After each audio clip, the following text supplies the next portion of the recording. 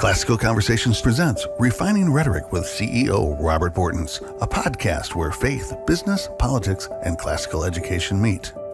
Join us as we use the classical tools of rhetoric to seek truth in every arena of life.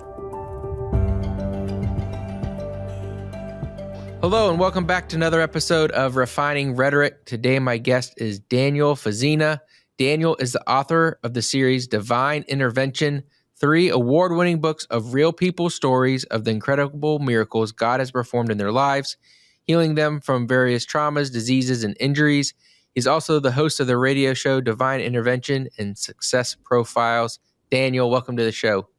Hey, thank you so much, Robert. It's a pleasure to be here. Thanks for having me. Now, I imagine part of the reason you got interested in this is your own story. So tell us a little bit about the healing you had in your own life and a little bit about your background and how you got to where you are today. Yeah, sure. I actually had 2 pretty dramatic healing miracles in my life. Grew up on Long Island, New York, and was raised Lutheran, going to Lutheran church, and became born again when I was about 14 years old. Prayed the sinner's prayer and just asked Jesus to lead me, guide me, and saved me, and started growing from there. Really started growing when I went to college, and then after college is when I had my first healing miracle. I had chronic back pain for many years, about 10 years, stemming from a birth defect where my lower sacral bone was fused to my hip bone, and as I grew, it tore the cartilage ring, and I had a bulging disc, and that was pressing against a nerve. So I had pain every day, whether I sat or stood for any length of time. It wasn't severe. It was mild to moderate, but it was just always there. I went to chiropractic and physical therapy for a number of years. Nothing really worked. So when I was about a sophomore in college, I stopped all therapy and I figured I just have to live with the pain the rest of my life. I did that until 2001. I went on a men's retreat with some guys from my church, and we were all in this hotel meeting room in Montauk Manor at the end of Long Island, New York, Montauk Point. There were about 40 guys in this hotel meeting room, and they said, we're going to dedicate this afternoon to prayer to Jesus for physical healing. So if you have any issues, come to the front of the room, we'll pray for you. Right. And I was online to go to the front, and my friend Dave was online next to me. He says, Daniel, what are you going to ask for prayer for? And I said, well, my back, because I've had this issue all these years. And right then, Robert, pain disappeared. I was bending and twisting, and I didn't feel anything. And no one had even touched me or laid hands on me at that point. And I believe that was an opportunity for God to show me that he was real and he was there. And this was an atmosphere of healing. Now, I had people pray for me over the years many times, and nothing happened. But this was just a divine timing, I think, just this moment where God chose to say, okay, we're going to heal you now. And I was really blown away by that. I hadn't, expected a healing. I was at a point of, okay, I'll take whatever prayer I'm going to get, but I had no expectation. But God really surprised me in that respect. Now, did you go back to any of those old doctors to just double check, or did you just feel good and you could kind of I don't feel reaching back there? I played sports, so usually you can tell when something's healed up or injured. Tell, having pain every day for 10 years and then it's just gone. It was amazing. And, over the years I've had other parts of my back will go out or I'll feel something, but that particular part, my lower back, was fine. So, you could still see it on the x-ray, but it just didn't hurt anymore.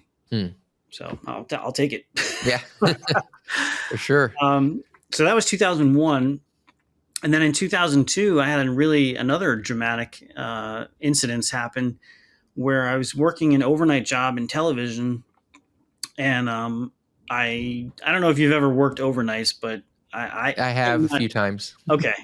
Well, I did it for 6 long, grueling months. And let me tell you, my body is not designed for that. No, none of us are. Yeah. I was feeling miserable. I was eating maybe 1 meal a day, not exercising. I couldn't sleep during the day. Absolutely miserable. And my body just started rebelling, I think.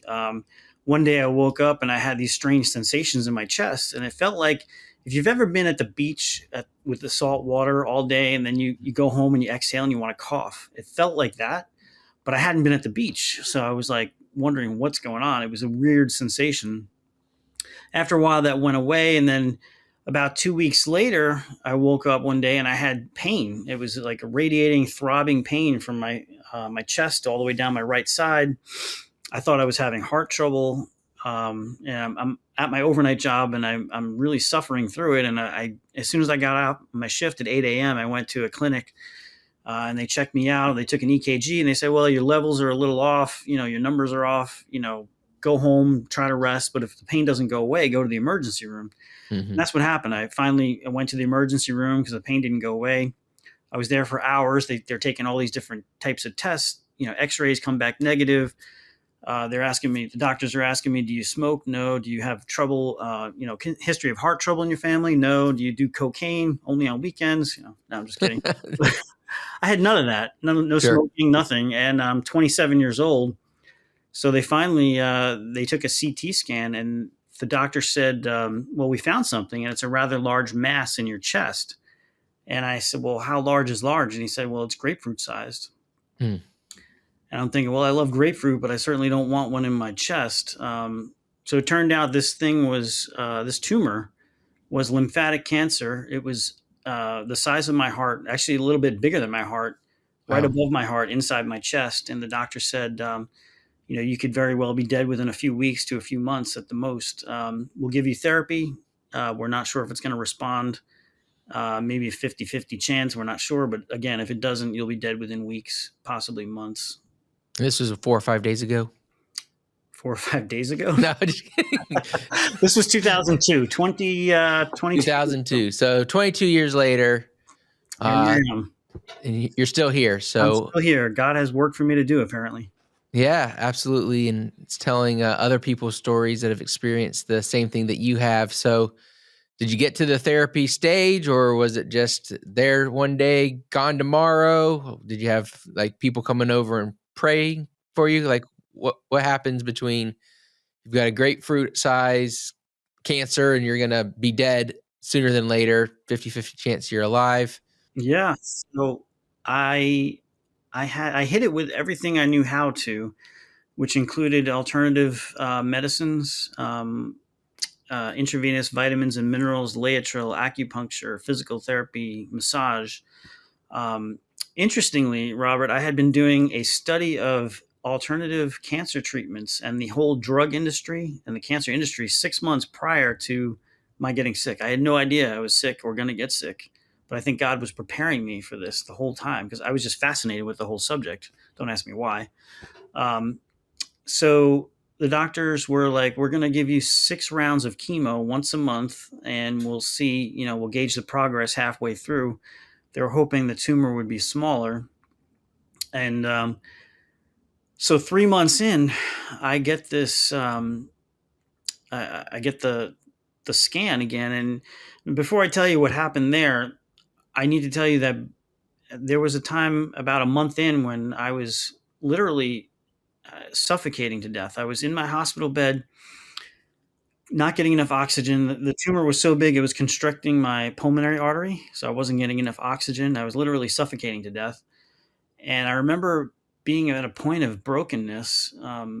2 o'clock in the morning, I'm looking up at the hospital ceiling and I just, I prayed and said, God, I know I'm your child. If you want to take me, I'll go with you. The Bible says that to be absent from the body is to be present with the Lord, and I believe that. But I said, Lord, if you want to heal me and let me live, I will just do my best to continue to point people to you and to tell them about your goodness and your grace and your love, your mercy and your power. And it was a time of utter brokenness. I mean, I was up against a wall. I could not fix myself. I couldn't do anything. I was helpless, really, depending on God and other people. So it was, like I said, a point of utter brokenness and a turning point for me, really, having to completely rely on God. I went in for my halfway point scan in December of 2002, about 3 months in, like I said. And when I got the results, not only was the tumor smaller, it was completely gone. The X-ray came back completely negative, or the PET scan, and the tumor was gone. No more cancer in my body, nothing. not even any scar tissue. And the cardiologist who I went back to afterward, he was very impressed. He said, not only incredible that the tumor disappeared, but it didn't leave any scar tissue behind. He said, normally when tumors retract, they leave scar tissue, Mm-hmm. and they could damage your heart, and the chemo can damage your heart. But I had none of that. And I just praise God for preserving my life and healing me. Mm. So did the doctor at that point, like, was he like flabbergasted, like, we don't know how it worked, but it did work? Or he's like, this is best case scenario, I've seen this before? Or was he a believer and said, this looks like a miracle? What was his reaction when Well, y'all it's had that interesting. discussion? I had several different doctors, and they all had different perspectives on it. My main my main oncologist, he was a Hindu, and he was very pleased, reserved, but he said, this basically, yeah, best case scenario. He was very impressed. He didn't use the word miracle. The guy who took over from him, he didn't think it was a miracle at all. And I said, well, do you believe in miracles? He said, no. And then he corrected himself. He said, well, the only miracle I believe in is having a healthy baby. That was it Mhm. for him.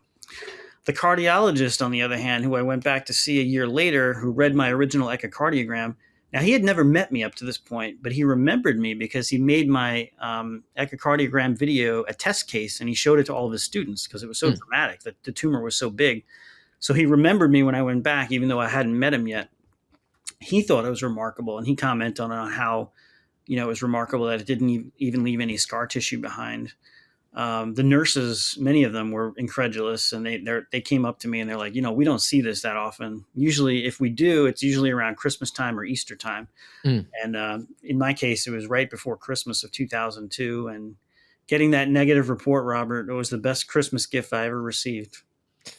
I believe it. So you've got this great life story, then you took action. So what made you decide to, start finding out other people's divine interventions and really, hearing from other people about their experiences and documenting it and presenting it? Like, what inspired you, and what was the driving force behind all that? Because a lot of times, obviously these other people had miracles and, didn't do what you did. So Right. why you?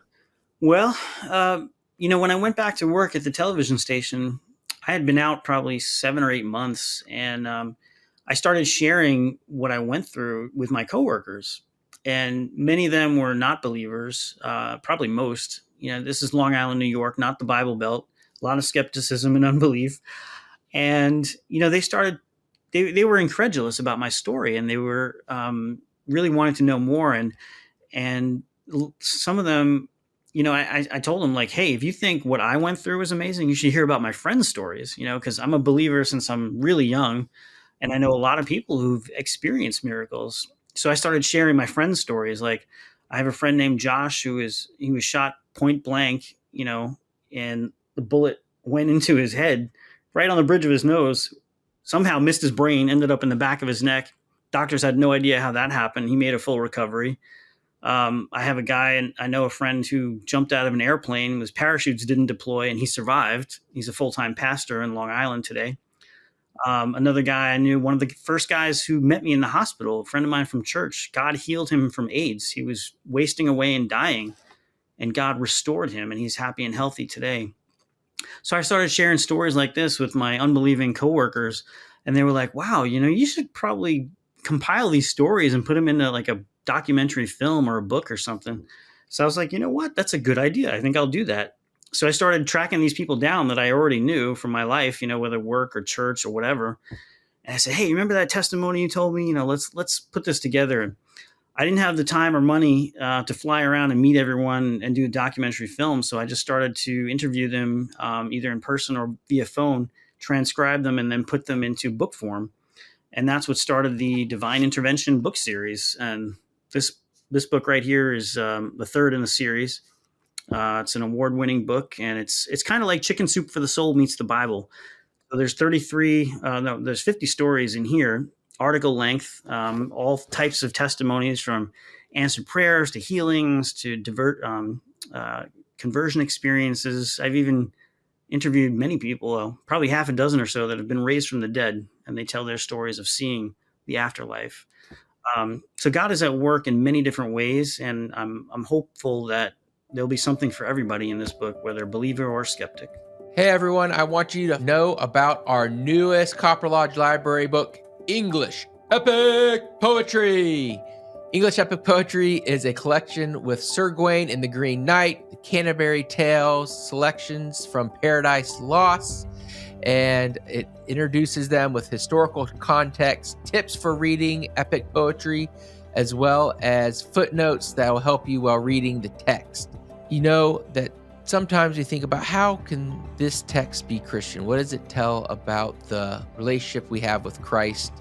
And even in less overtly religious poems like Sir Gawain and the Canterbury Tales, we find Christian themes like courage, forgiveness, and the right use of power. And so go today to copperlodgelibrary.com to see the entire epic collection of books that we have, including the newest one, English Epic Poetry. So go to copperlodgelibrary.com today, or the classicalconversationsbooks.com website to make your purchase. Now, back to the show. Now, I'm sure there's plenty of skeptics. Are there different things you do to try to verify, or are you just taking like the individual's word for it, or do you say, hey, who is your doctor? Let me call them to do a little bit of background investigation. Tell us a little bit about what that process looks like. Yes. Matter of fact, that was a very important part of Divine Intervention, 50 True Stories of God's Miracles Today. In the case of medical documentation or stories where there were medical personnel involved, I went through great lengths to try and obtain the medical records. So in the back of this book, you'll actually find in the index medical reports from places like Cedars-Sinai Medical Center, Mayo Clinic in Rochester, Minnesota. You'll see X-rays, you'll see the scans, my PET scan before and after with the tumor, and after with the no tumor. So I did what I could to gather evidence, and it's interesting because my publisher, they wanted me to get all the documentation, but they weren't going to publish it. And I'm like, what do you mean you're not going to publish it? I'm like, they were like, oh no, that's just for us internally, so we know it's true. But I said, well, what about the reader? Don't they get to see it and want to, don't they deserve to see it as well? And so we went back and forth for a while, and they finally agreed to allow me to put it in the appendix. So yeah, you can actually look and see X-rays, medical reports, and stuff like that. And I think, for the true believer, it's not really necessary. And for the true skeptic, I don't think it's going to sway them either way.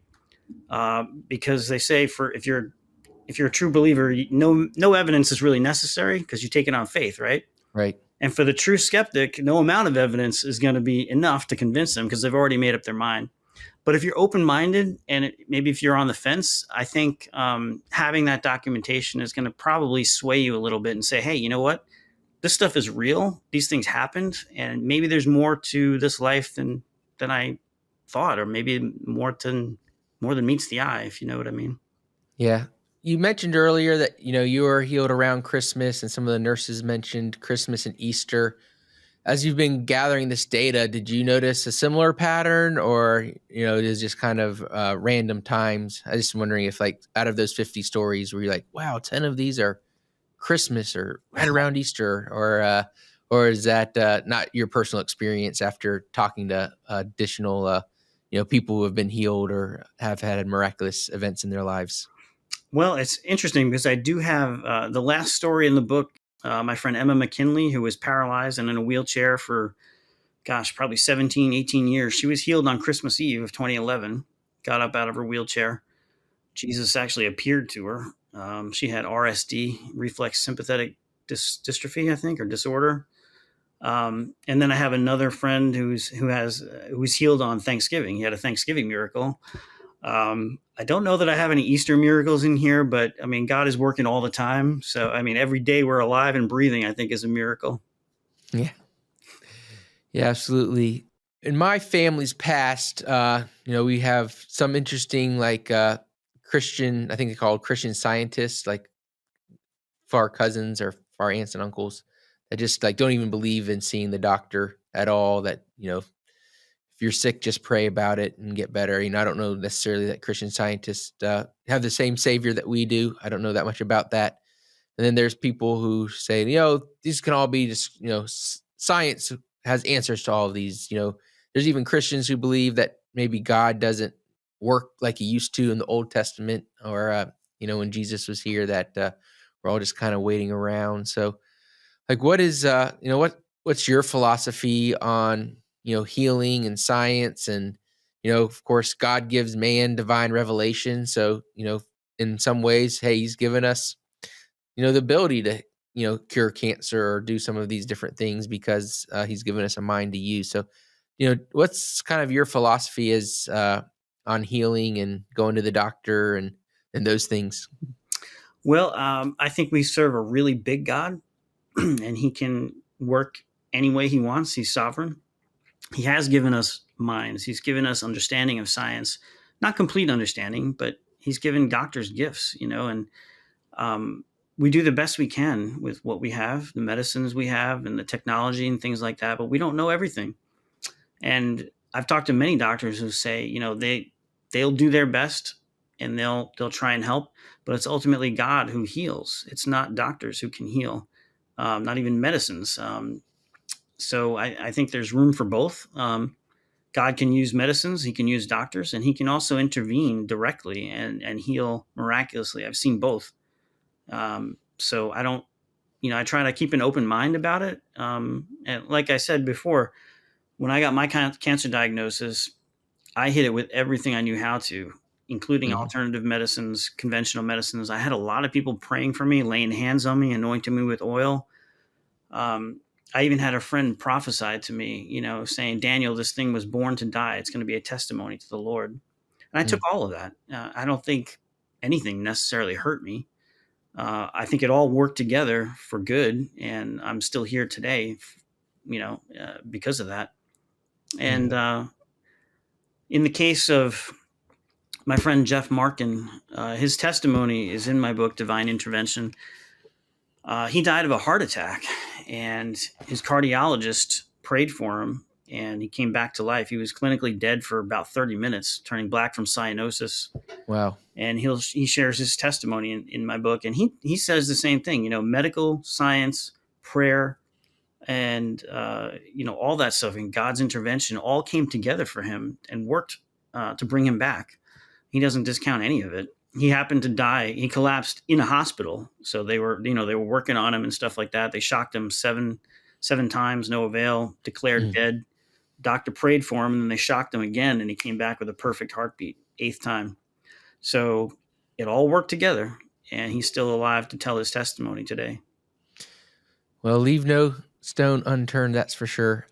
Now, what is belief? Because you said the first time you got healed in your back, you weren't really going up there with, God's going to heal me today. Just more like, I'll take whatever prayer I can get, and sound like you got healed, almost immediately. And then it sounds like you had some, faith and family and friends praying for you with your cancer. And like you said, trying to, just encourage you with their words. So like in these stories, do you see people with like, a mountain of faith already, and they just know God's going to heal them, or skeptics and they just, hey, I didn't think this would ever happen, and just, I stood up and I was healed? Is there any sort of themes, or is it all over the place in those 50 testimonies? Well, I got a very diverse group of people in the 50 testimonies from all over the world. And I can tell you that it ranges from, people who had no expectation and God intervened. And because of that, it turned their life around. And then I had others who had faith in, for a long time, and they knew God was going to heal them eventually. And he did. So it really runs the gamut. So in my book, Divine Intervention, 50 True Stories of God's Miracles Today, there's one story in particular. My friend, Dr. George Ba, who grew up in Africa. He was a paraplegic until he was 7 years old. And someone said, do you believe that Jesus can heal you? And he had no idea who Jesus even was. Okay. But someone took him to an evangelistic revival meeting where a pastor prayed over him. And when they asked him, like, do you believe Jesus can heal you? He's like looking around, and he's seeing all these miracles going on in this large stadium. He's seeing people, blind people seeing, and deaf people hearing, and lame people walking. He's like, well, if that's Jesus who's doing this, I want to believe. And he did.